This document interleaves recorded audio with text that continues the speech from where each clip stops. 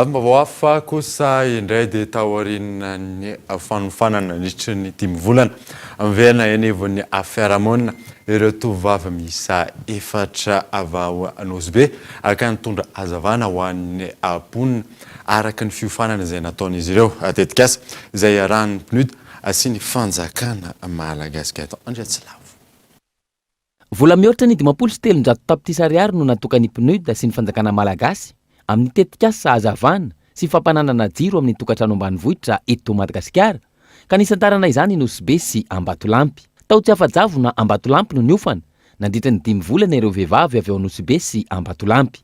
Nisy ny fampahafantarana sy ny fampisehoana ny zavatra nianarana nandritra izay 5 volana izay. Nous espérons tous que cette expérience va faire tache d'huile.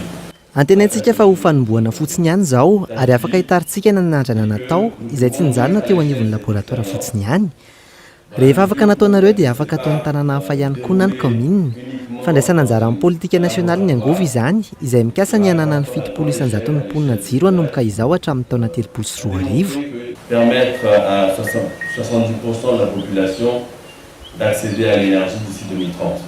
Tokantrano misy 70 no isitraka fahazavana amin'ny fokotany Ampasipoy ary tokantrano 120 amin'ny fokotany Antafondro prefektura Nosbe faritra Diana.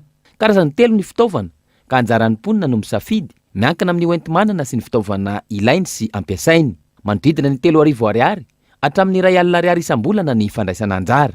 Fa indrindra ny fianarana satria raha tsy nianatra zay tsy nahay karakory marina atao ampiasa raha ty zay zay tsy nieritreritry koa mbo ahay satria tegna zanaka ambanivolo zay tendiatrika zay information zay nefa ndraiky vognona natao zay natagny agnatin'ny 5 volana tsisy raha ke azonay volagniny hoe ke zay nampijaly zay tagny na fampianarana na ary sakafo na ny tany andriana tena voakarakara tsara zay tagny tena falifaly ravoravo ary misaotra betsaka. Tanjona ho an'ny taona 34 tokantrano ambanivohitra miisa 3 alina sy 9 hetsy no sitraka herinaratra sy hazavana ary amoaka vehivavy ingénieur miisa 477 manerana ny nosy ny tetikasa. Ananany olona rehetra farim-piainana mety eo anivon'ny tokantrano sy ny vehivavy tompona andraikitra amin'ny fampandrosoana ifotony.